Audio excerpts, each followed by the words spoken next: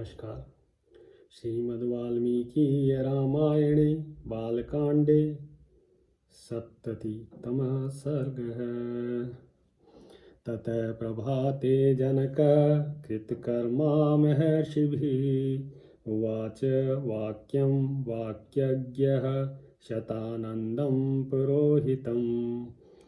तदनंतर जब सवेरा हुआ और राजा जनक महर्षियों के सहयोग से अपना यज्ञ कार्य संपन्न कर चुके थे, तब वे वाक्य मर्मज्ञ नरेश अपने पुरोहित शतानंद जी से इस प्रकार बोले। भ्राता मम महातेजा वीर्यवानति धार्मिकः कृशध्वज इति ख्यातः पुरी मध्य वसच्छुभाम् वार्याफलक पर्यन्तां पिबन्निक्षुमन्तीं नदीं सांकाक्ष्यां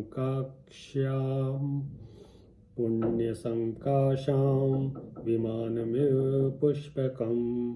ब्राह्मण मेरे महातेजस्वी और पराक्रमी भाई कुशध्वज दो, जो अत्यंत धर्मात्मा है, इस समय इक्षुमती नदी का जल पीते हुए उसके किनारे बसी हुई कल्याणमती संकाशा नगरी में निवास करते हैं।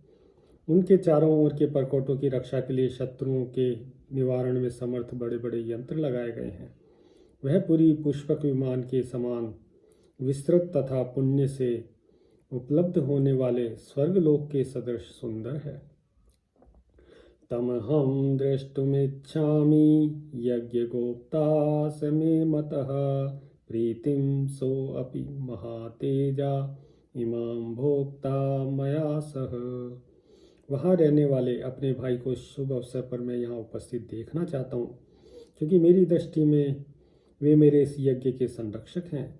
महातेजस्वी कुशध्वज भी मेरे साथ श्री सीताराम के विवाह संबंधी इस मंगल समारोह का सुख उठावेंगे। एवमुक्ते तु वचने शतानन्दस्य सन्निधौ आगता केचिद्व्याघ्रा जनकस्तान् समादिशत्। राजा के इस प्रकार कहने पर शतानंद जी के समीप कुछ धीर स्वभाव के पुरुष आए और राजा जनक ने उन्हें पूर्वोक्त आदेश सुनाया।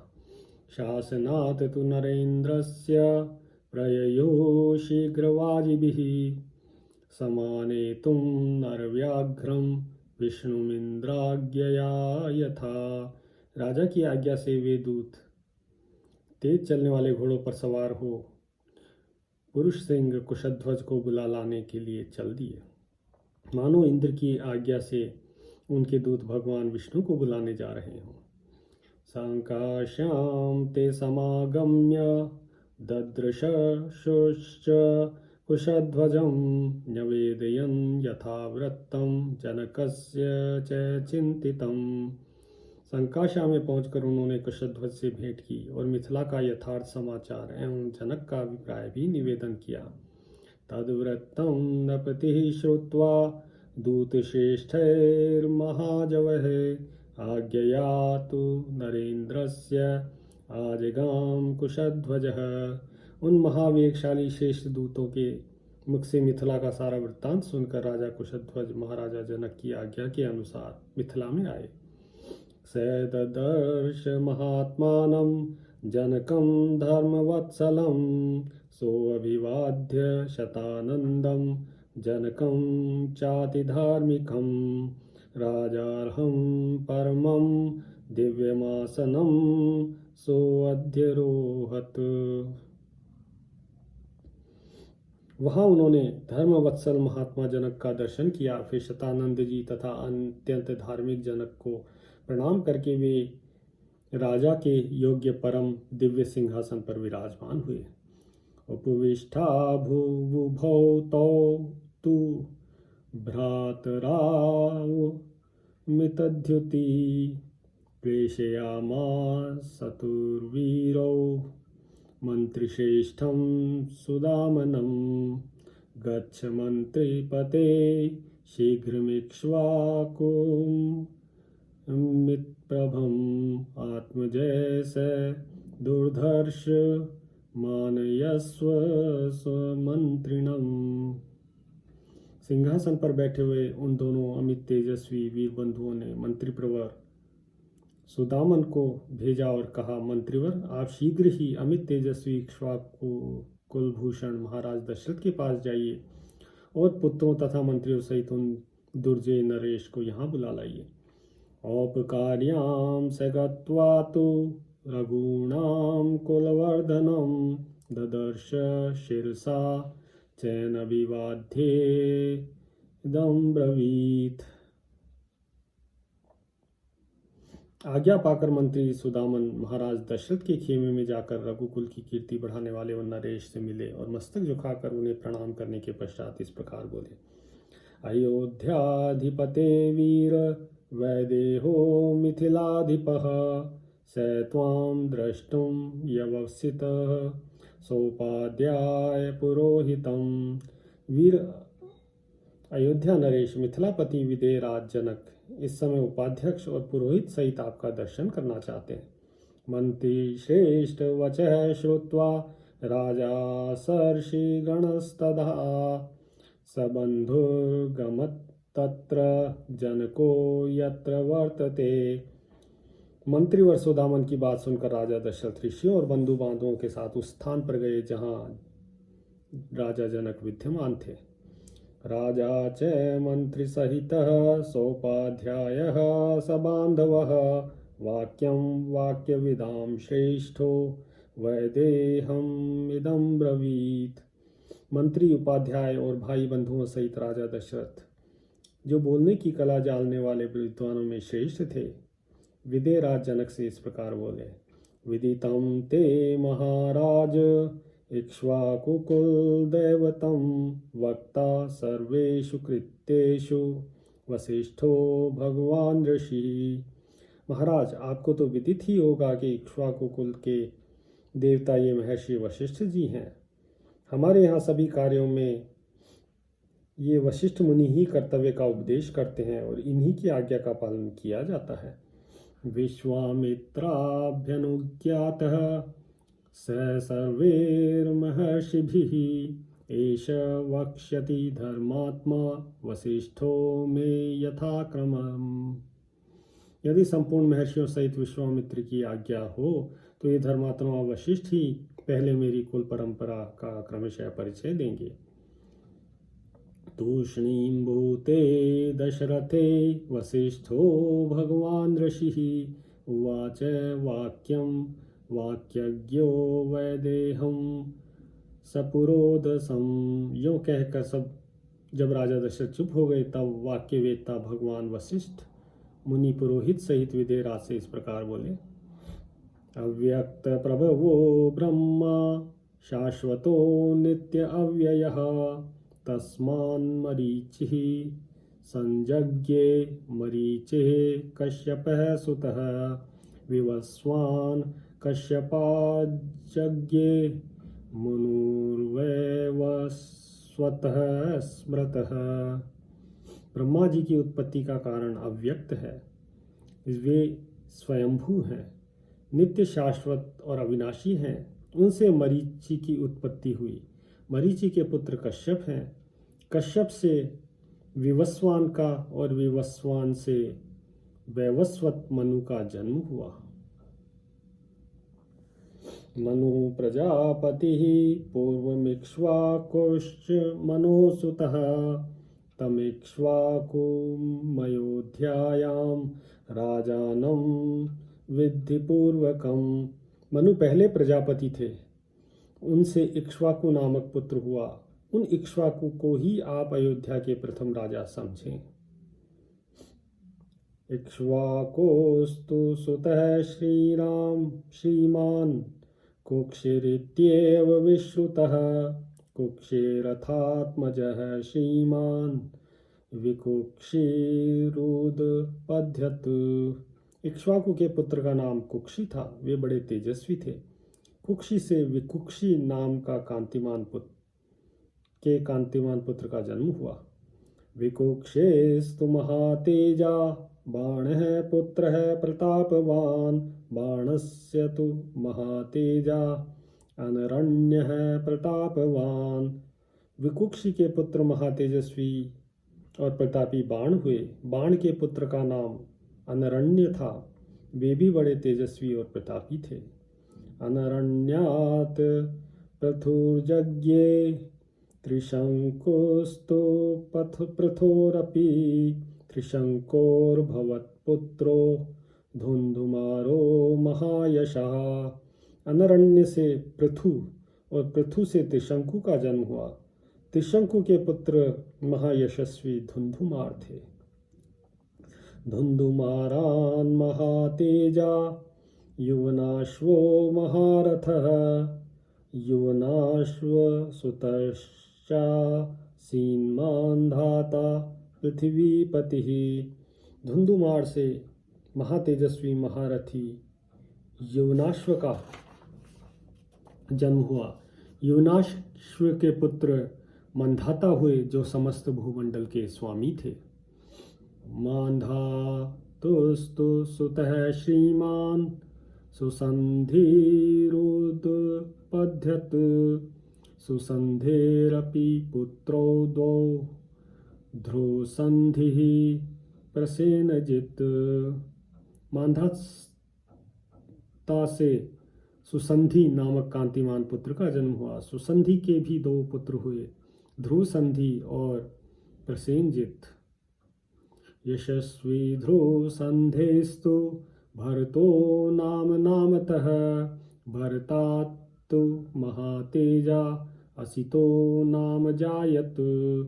ध्रुव संधि से भरत नाम के यशस्वी पुत्र का जन्म हुआ। भरत से महातेजस्वी असित की उत्पत्ति हुई। यस्य ते प्रतिराजान् उदपद्यन्त शत्रवः हेहयास्ताल जंघाश्च सूराश्च शशबिंदवः। राजा असित के साथ हेहय, तालजंग और शशबिंदु इन तीन राजवंशों के लोग शत्रुता रखने लगे थे। तांश्च स प्रतियुध्यन् वैयुद्धे राजा प्रवासितः हिमवन्तमुपागम्य भार्याभ्यां सहितस्तदा। युद्ध में इन तीन शत्रुओं का सामना करते हुए राजा असित प्रवासी हो गए। वे अपनी दो रानियों के साथ हिमालय पर आकर रहने लगे। असितो अल्प बलो राजा कालधर्ममुपेयिवान् द्वे चास्य भार्ये गर्भिण्यो बभूरुतिति श्रुतिः। राजा असित के पास बहुत थोड़ी सेना शेष रह गई थी। वे हिमालय पर ही मृत्यु को प्राप्त हो गए।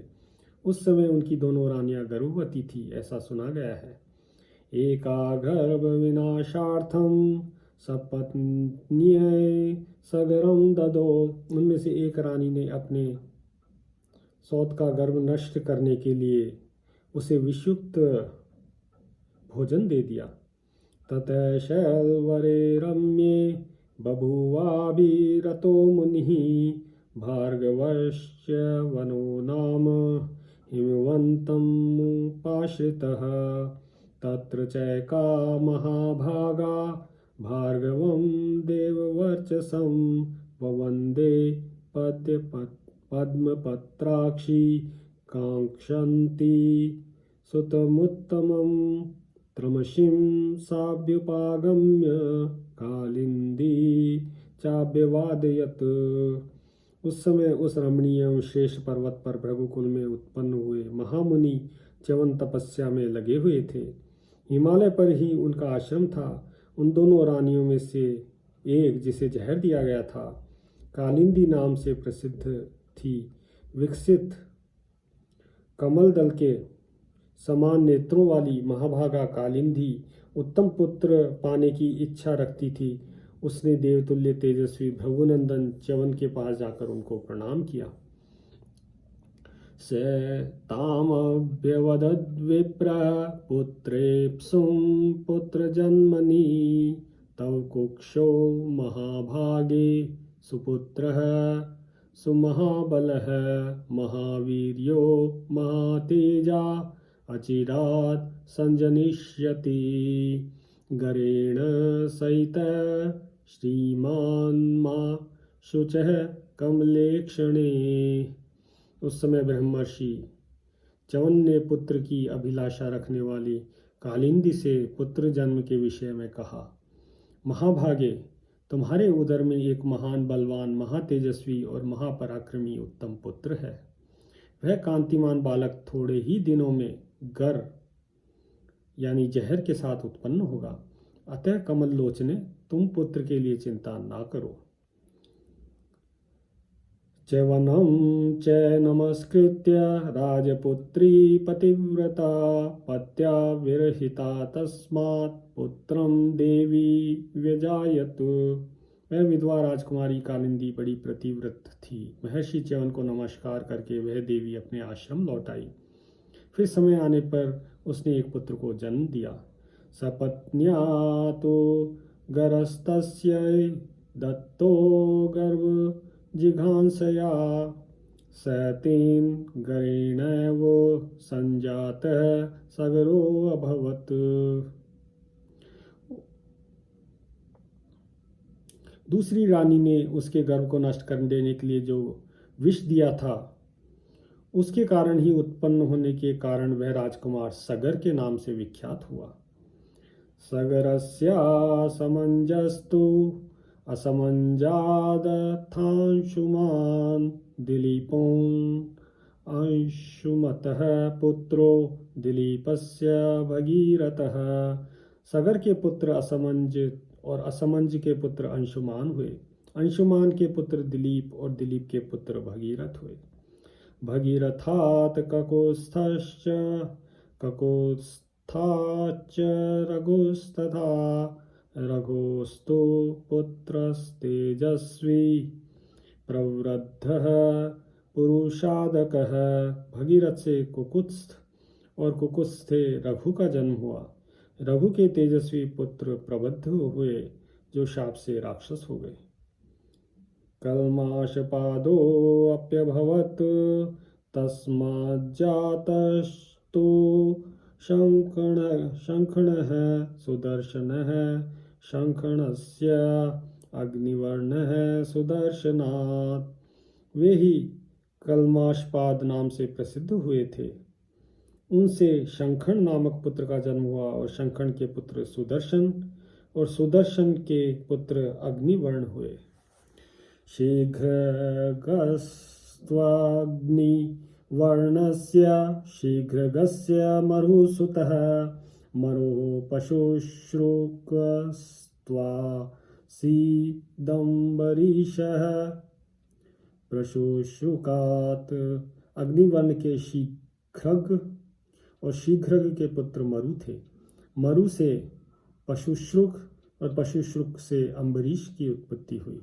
अम्बरीशस्य पुत्रो अभून्नहुषस्य महीपतिः नहुषस्य यथा ययातिस्तु नाभागस्तु ययातिजः। नाभागस्य बभूवाज आजाद दशरथो अभवत्। अस्माद् दशरथात् जातो भ्रातरो राम लक्ष्मणो। अम्बरीश के पुत्र राजा नहुष हुए। नहुष के ययाति और ययाति के पुत्र नाभाग थे। नाभाग के अज हुए। अज से दशरथ का जन्म हुआ। इन्हीं महाराज दशरथ से ये दोनों भाई श्री राम और लक्ष्मण उत्पन्न हुए हैं। आदिवंश विशुद्धानां राज्ञां परम धर्मिणां इक्ष्वाकुकुल जातानां वीराणां सत्यवादिनां। इक्ष्वाकु कुल में उत्पन्न हुए राजाओं का वंश आदिकाल से ही शुद्ध रहा है।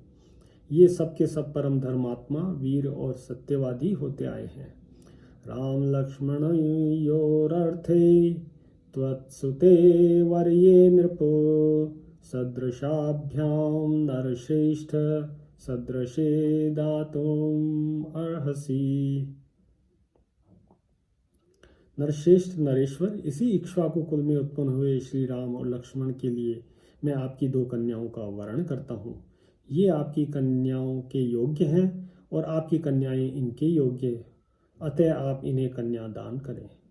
इत्यार्षे श्रीमद् रामायणे वाल्मीकीये आदिकाव्ये बालकांडे सप्ततितमः सर्गः। सियावर रामचंद्र पद जय शरणम।